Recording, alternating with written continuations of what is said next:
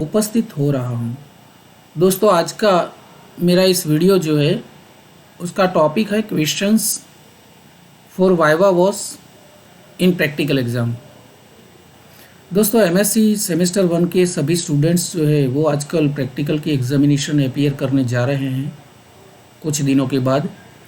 तो आप सभी दोस्तों के लिए प्रैक्टिकल एग्ज़ाम के दौरान वाइवा वॉस अपीयर करना होता है, फेस करना होता है। तो आपकी सारी जो ये कन्फ्यूज़न है वाइवा के बारे में कि भी किस टाइप के क्वेश्चन पूछे जाते हैं, कौन कौन से क्वेश्चन हैं, किस तरह से हम तैयारी करें, तो उसके लिए मैंने आज ये स्पेशल वीडियो आपकी एग्जामिनेशन के वाइवा के संदर्भ में मैंने बनाने का प्रयास किया है। दोस्तों, बहुत अच्छे क्वेश्चंस जो आपको वाइवा के दौरान प्रैक्टिकल एग्जामिनेशन में एग्जामिनर पूछ सकते हैं, उसी हिसाब से मैंने ये सारे क्वेश्चंस तैयार किए हैं। 2-3 वीडियो की ये सीरीज़ मैं आज से फिर से शुरू कर रहा हूँ। आने वाले दिनों में 2-3 वीडियोस वाइवा वॉस के लिए मैं आपके लिए तैयार करने वाला हूँ। आशा करता हूँ दोस्तों ये सारे वीडियोस मेरे अगले वीडियोस की तरह आपको बहुत पसंद आएगा और आप उसको ज़रूर लाइक कीजिएगा, शेयर कीजिएगा, सब्सक्राइब कीजिएगा। दोस्तों, मैं एक विनती करता हूं कि अभी तक आपने मेरी चैनल को सब्सक्राइब नहीं किया है तो ज़रूर उसको सब्सक्राइब करिए। बेल आइकन भी दबाने का मत भूलिए, क्योंकि मेरी सारी इन्फॉर्मेशन मैसेज आप तक पहुंचा सकूं। आशा करता हूं कि ये वीडियो भी बहुत पसंद आएगा। दोस्तों, पूरा वीडियो देखिए, उसके बाद बहुत अच्छी तैयारी कीजिए। शुरू करता हूँ questions for viva voce during practical exam. दोस्तों, आज का जो वीडियो है उसका फर्स्ट क्वेश्चन जो है, what is inorganic qualitative analysis. दोस्तों, प्रैक्टिकल एग्जाम में इनऑर्गेनिक, ऑर्गेनिक और फिजिकल केमिस्ट्री के प्रैक्टिकल्स आपको फेस करने होते हैं। उसके दौरान इनऑर्गेनिक केमिस्ट्री में जितने भी क्वेश्चन पूछे जा सकते हैं वो सारे क्वेश्चंस, उसमें से फर्स्ट क्वेश्चंस मैंने चॉइस किया है, what is inorganic qualitative analysis. तो इनऑर्गेनिक क्वालिटेटिव एनालिसिस क्या है? तो दोस्तों, आप बहुत अच्छी तरह से उसका आंसर दे सकते हैं।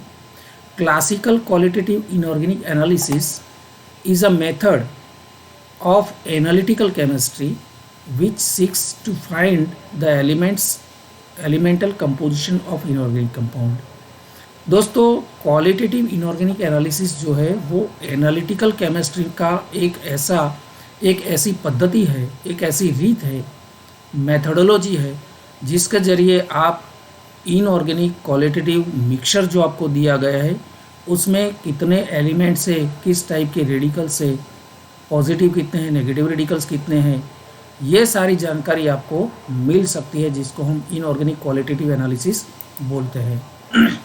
Then it is mainly focused on detecting ions in an aqueous solution.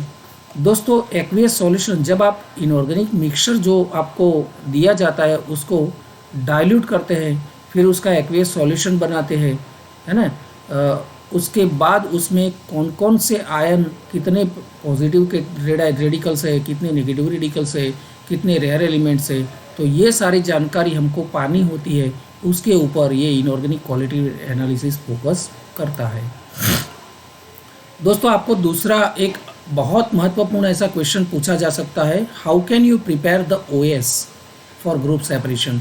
Inorganic qualitative के दौरान दोस्तों प्राइमरी टेस्ट जब ख़त्म होते हैं उसके बाद आप ग्रुप सेपरेशन के लिए जाते हैं फॉर पॉजिटिव रेडिकल्स, कौन सा ग्रुप उसमें प्रेजेंट है उसके लिए, तो उसके लिए ग्रुप सेपरेशन के लिए हम जो ओएस बनाते हैं उसका full name of OS that is original solution.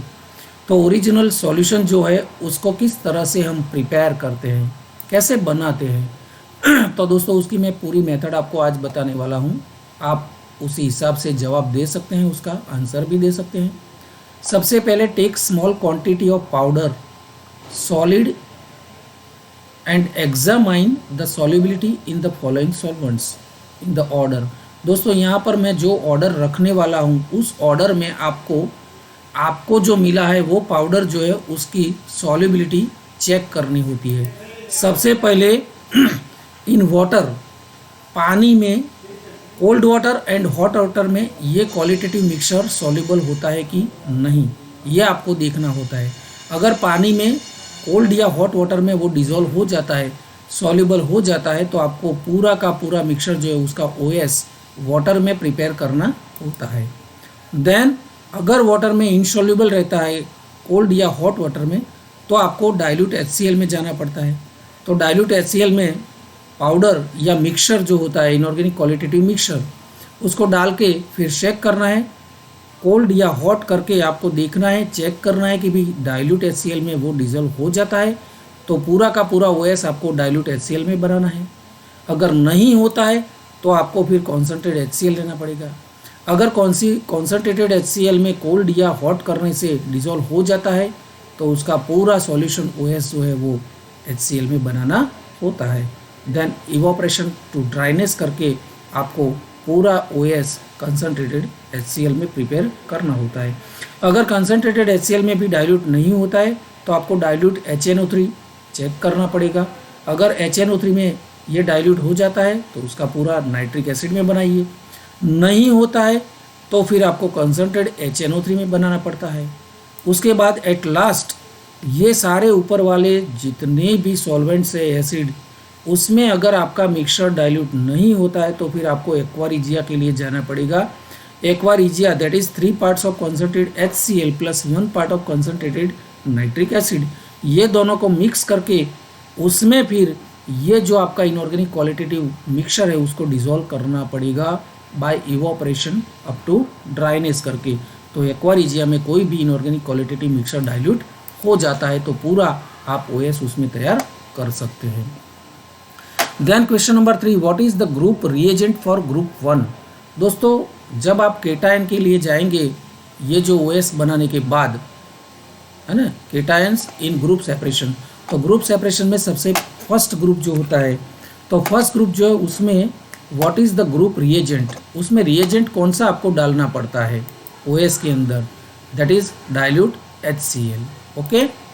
Then question number 4, what is the group reagent for group 2। दोस्तों सेकेंड ग्रुप में कौन सा रिएजेंट आपको यूज़ करना होता है ओएस के लिए, तो उसमें OS प्लस डाइल्यूट HCl और उसमें H2S गैस आपको पास करना पड़ता है। तो dilute HCl and H2S will be the reagent for second group. Then what is the group reagent for third A group. Third A group में OS के अंदर आपको NH4Cl देन NH4OH आपको रिएजेंट के तौर पे यूज़ करना होता है। Then question number 6, what is the group reagent for group third B. Third B का रिएजेंट कौन सा है, तो दोस्तों थर्ड बी में आपको OS में ammonium chloride plus ammonium hydroxide and then H2S gas pass करना होता है। तो ये तीनों reagent for third B group बनता है। Then question number 7, what is the group reagent for group 4। दोस्तों फोर्थ ग्रुप में आपको कौन सा रिएजेंट यूज़ करना होता है, तो उसमें OS में सबसे पहले ammonium chloride, then concentrate ammonium hydroxide, then ammonium carbonate. तो ये तीनों फोर्थ ग्रुप के लिए रिएजेंट है जो बेरियम, स्ट्रोंशियम एंड कैल्शियम को कार्बोनेट के फॉर्म में प्रेसिपिटेट करता है। Then question number 8, what is the group reagent for group 5A। दोस्तों 5A में जैसे कि हम जानते हैं उसका रिएजेंट है NH4Cl, यहाँ NH4Cl बाकी रह गया है। तो दोस्तों NH4Cl डालने के बाद आपको ammonium hydroxide and then ammonium biphosphate या फिर सोडियम बाइफॉस्फेट। तो ये these are the reagents for group 5A। Then question number 9, what is the group reagent for group 5B। तो ग्रुप 5B में रिएजेंट कौन सा है, तो दोस्तों यहाँ पर मैं एक बात बता दूँ, आपको आंसर इस तरह से देना है, there is no common reagent for group 5B। दोस्तों ग्रुप 5B में कोई कॉमन रिएजेंट नहीं होता है। तो इस तरह से but it may be present, कोई भी रिएजेंट नहीं है फिर भी ये ग्रुप प्रेजेंट हो सकता है, क्योंकि अगर हम कह सकते हैं एग्जामिनर को कि अबाउ ऑल द 5 ग्रुप्स अगर कोई भी ग्रुप प्रेजेंट नहीं मिलता है हमको, तो 5B ग्रुप जिसमें एमोनियम प्लस Na+, lithium+ और potassium+ are included in this group, so these radicals may be present. So हमें इसका अलग से टेस्ट करना होता है क्योंकि 5B के लिए कोई कॉमन रिएजेंट नहीं है हमारे पास, तो इसका टेस्ट करने के बाद हमको पता चलता है कि भी ये है कि नहीं है. Then question number 10, which common positive radicals can be detected in first group. दोस्तों फर्स्ट ग्रुप में कितने कितने रेडिकल है कॉमन पॉजिटिव रेडिकल्स जो आप यूजी तक पढ़ाई कर चुके हैं और यहाँ भी आपको पढ़ाई करनी है. तो इन first group Hg+, Ag+ and Pb+2, these three radicals are common positive radicals in first group. Then equation 11, that is which are the rare elements included in first group. तो ये कॉमन रेडिकल के अलावा first group में कौन से elements जिसको हम rare element बोलते हैं, जिसका यूज़ या फिर जिसका स्टडी हमने यूजी लेवल में नहीं किया था कॉमन रेडिकल के साथ, जिसको हम रेयर एलिमेंट्स बोलते हैं, and which are already included in first group.